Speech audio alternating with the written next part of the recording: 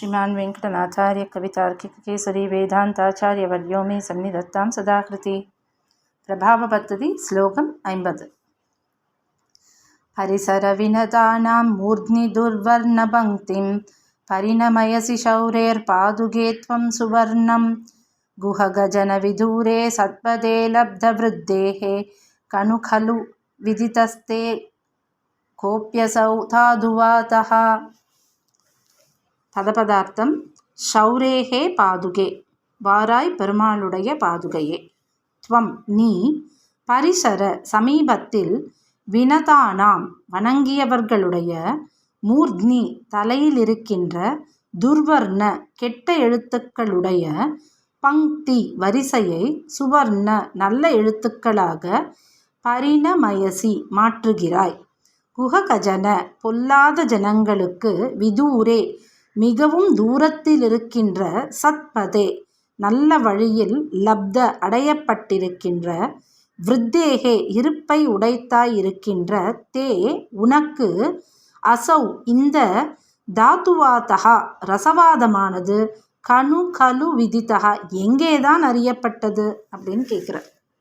அதாவது இந்த ஸ்லோகத்தில் இந்த ஸ்லேடை அப்படிங்கிறது சுவாமி உபயோகிச்சிருக்கார். இதில் 2 வார்த்தை வருது, துர்வர்ணம் சுவர்ணம் அப்படின்னு. துர்வர்ணம் அப்படிங்கிறதுக்கு 2 அர்த்தம் உண்டு. ஒன்று கெட்ட எழுத்து, வெள்ளி அப்படின்றதுக்கும் துர்வர்ணம். சுவர்ணம் அப்படின்னா நல்ல எழுத்துன்னு ஒரு பதம் வரும், தங்கம் அப்படின்னு கோல்டு தங்கம்னு ஒரு பதம் வரும். ஆக இங்கே என்ன சொல்கிறதுனா, இந்த சுவர்ணம் தங்கமாக மாற்றுறது எதை, துர்வர்ணத்தை தரத்தில் கம்மியாக இருக்கக்கூடிய ஒரு உலோகத்தை தங்கமாக மாற்றுறதுக்கு பேர் ரசவாத வித்தை அப்படின்னு சொல்லுவோம், ஆல்கமி அப்படின்னு சொல்லுவோம். இந்த ரசவாத வித்தை பண்ணுறவாள்லாம் பாபம் பண்ணுறான்னு அர்த்தம். இது துஷ்டர்களோட வேலை, இந்த ரசவாதம் பண்ணுறதுன்றது. அந்த மாதிரி ரசவாதம் பண்ணுற இது, இந்த விஷயமானது கனு கலு விதித்தகா எங்கேதான் உனக்கு அறியப்பட்டதுன்னு கேட்குறார். நீ எங்கே கத்துன்ற இந்த ரசவாத வித்தையை அப்படின்னு பாதுகையை பார்த்து சுவாமி கேட்குறார். என்ன ரசவாத வித்தை பண்ணா பாதுகை அப்படின்னா, பிரம்மா நம்மளோட தலையில் எழுதியிருக்கிறது என்ன எழுத்து இருக்கோ அதை கெட்ட எழுத்துக்களாக இருக்கிறத, துர்வர்ணம் கெட்ட எழுத்துக்களாக இருக்கிறத சுவர்ணம் நல்ல எழுத்துக்களாக மாத்திரலாம். அதாவது நம்ம தலையில் எழுதியிருக்கிற எழுத்துக்களை பாதுகையானவள் நம்ம சடாரி தலையில் சேர்த்துக்கும்போது நல்ல எழுத்தாக மாற்றி விட்டுறாளாம்.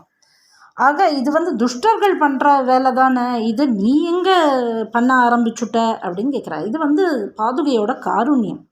இது துஷ்டர்கள் பண்ணுற வேலை அப்படின்னா, இப்போ இதை எப்படி புரிஞ்சுக்கணும் அப்படின்னா, கல்யாண குணங்கள்னு சொல்லுவோம்.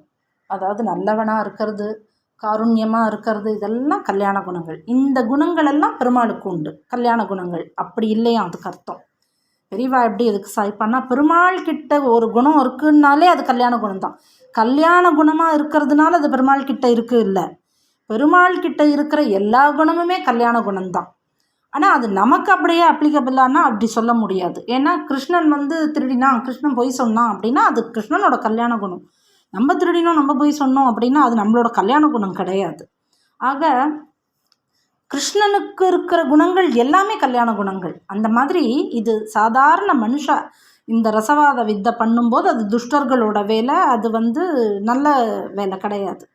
ஆனால் இதே பாதுகை பண்ணும்போது இது பாதுகையோட கல்யாண குணம், அவளோட தயையோட நீட்சி, இது அவளோட காருண்யத்தோட மகிமை. இது நம்ம தலையில் எழுதியிருக்கிற அந்த கெட்ட எழுத்துக்களை கூட நம்ம சடாரி வாங்கிக்கிறதன் மூலமாக நல்ல எழுத்துக்களாக நமக்கு அவள் மாற்றி கொடுக்குறா. அந்த ரசவாத வித்தையை நமக்காக பண்ணுறா அப்படின்னா அது தப்பு கிடையாது.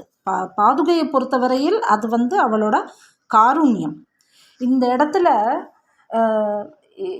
ஒரு ஒரு கதை ஒன்று சொல்லுவா. இதில் கிருஷ்ணரோட கதையில் சொல்லும்போது, சாந்தீபினி கிட்ட அவர் குருகுலத்துக்காக போகிறார். கம்சவதத்துக்கு அப்புறம் தான் குருகுலமே படிக்கவே போகிறார். இவர் லேட் ஏஜில் தான் சேர்றார். இவர் கிருஷ்ணனோட டீச்சர் பேர் சாந்தீபினி மகரிஷி. அவர்கிட்ட போய் கற்றுக்க போகும்போது இந்த பலகையில் எழுதின்னு வருவார் இல்லையா, நம்ம ஸ்கூலில் ஸ்லேட்டில் எழுதுகிற மாதிரி. அதுமாதிரி முதல் நாள் ஒரு பாடம் சொல்லியிருக்கார், எழுதின்னு வந்தாராம். அடுத்த நாள் சரி அதை அழிச்சுட்டு அடுத்ததை எழுதுங்கடா, இன்றைக்கி பாடம் எழுதுங்கடா அப்படிங்கிறார் சாந்திபதி. அப்போ கிருஷ்ணர் சொல்கிறாரா, இதை அழிக்கவே முடியல என்னால் அப்படின்னு. வந்து 4 நாள் ஆள் அதுக்குள்ளே உன்னோட வேலையை ஆரம்பிச்சுட்டியா அப்படிங்கிறார். இல்லை சுவாமி, நிஜமாவே இதை அழிக்க வரல எனக்கு அப்படிங்கிறார். உடனே பக்கத்தில் இருக்கிற பசங்கள்லாம் அழித்து பார்க்குறது, அழிக்கவே முடியல. அது என்ன பண்ணுறதுன்னே புரியல. பக்கத்தில் இருக்கிற யமுனா நதியிலேருந்து கூட எடுத்துன்னு வந்து ஜலம் எடுத்துன்னு வந்து கூட நான் அழித்து பார்த்துட்டேன் சுவாமி, அது அழிய மாட்டேங்கிறதுன்னு. இவர் குருகுலம் போனது உஜ்ஜயினியில். இப்போ கூட அந்த குளம் உண்டுன்னு சொல்லுவாள், அங்கபாத் குளம்னு அங்கே ஒன்று உண்டுன்னு சொல்லுவாள். ஆக அந்த அந்த குளம் இந்த நான் யமுனையிலேருந்து கூட நான் தீர்த்தம் எடுத்துன்னு வந்து அழித்து பார்த்துட்டேன், அழியலை அப்படின்ன உடனே அப்போ சாந்தீபினி சொல்கிறாராம், இந்த அங்கபாத் குளத்துலேருந்து ஜலத்தை எடுத்து அழிச்சுப்பார் அப்படின்றாராம். அதை அழித்த உடனே அழிஞ்சு போயிருத்தான். எப்படி அது அப்படின்னா, பெருமாள் எழுதின எழுத்தை யாராலையுமே அழிக்க முடியாது. ஹரினாப்பி ஹரேனாப்பி பிரம்மனாப்பி சுரைரப்பி லலாட்ட லிகிதா ரேகா பரிஷ்மாட்டும் ந சக்கியத்தே. தலையில் எழுதின எழுத்தை பெருமாளாலையும் அழிக்க முடியாதான். ஆனால் அப்படி பெருமாளாலேயே எழுதப்பட்ட எழுத்தாக இருந்தாலும் நம்மளுடைய ஆச்சாரியனோட ஸ்ரீபாத தீர்த்தம் இருக்குது இல்லையா, அந்த தீர்த்தம் சேர்த்தாச்சுன்னா அந்த எழுத்தை அழிச்சிடுமா. டெய்லி அவர் சாந்தீபினி அவருடைய அனுஷ்டானத்தை பண்ணுற குளம் அது, அந்த அங்கபாத் குளம்ன்றது உஜ்ஜயினியில் இருக்கிறது. அந்த குளத்தில் அந்த ஸ்ரீபாத தீர்த்தம் சேர்ந்த அந்த குளத்துலேருந்து ஜலத்தை எடுத்துன்னு வந்து அழித்து பார்த்தாராம். அவருடைய அந்த ஸ்லேட்டில் இருந்த எழுத்தெல்லாம் அழிஞ்சு போய்த்தான். ஆக பெருமாள் எழுதின எழுத்தை பெருமாளாலேயே அழிக்க முடியாதுன்னா கூட ஆச்சாரியனோட ஸ்ரீபாத தீர்த்தம்ன்றது அதை கூட மாற்றுறதுக்கு சக்தி உண்டு அப்படின்னு.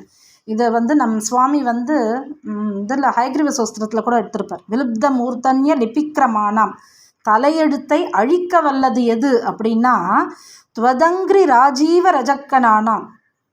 ஹயக்ரீவனோட திருவடி தாமரையில் இருக்கிற துகளில் இருக்கிற அந்த அணுக்களானது அதை அழிச்சிடும் அப்படின்னு. பெருமாளோட திருவடியே அதை சரி பண்ணிடும் அப்படின்னு. ஆக பெருமாளோட திருவடி சரி பண்ண முடியாததாக இருந்தால் கூட ஆச்சாரியனோட திருவடி அதை நமக்கு சரி பண்ணி கொடுத்துடும். ஆக இங்கே நம்ம தலையில் இருக்கிற கெட்ட எழுத்தை யார் மாத்துறா அப்படின்னா பாதுகையானவள் நல்ல எழுத்தாக மாத்துறா. பாதுகையானவளுக்கு இங்கே சாமியம் நமக்கு நம்மாழ்வார் தான். நம்மாழ்வார் அப்படின்னா அடுத்ததாக வர நம்மளுடைய ஆச்சாரியர்கள். ஆச்சாரியனோட ஸ்ரீபாத தீர்த்தம்ங்கிறது தலையில் எழுதின கெட்ட எழுத்தை கூட மாற்றிடுறதுக்கு வல்லமை படைத்தது அப்படின்னு சுவாமி இந்த ஸ்லோகம் மூலமாக நமக்கு புரிய வைக்கிறார். அடியேன் கவிதார்க்கிக சிம்மாய கல்யாண குணசாலினே ஸ்ரீமதே வெங்கடேசாய வேதாந்த குரவே நமஹ.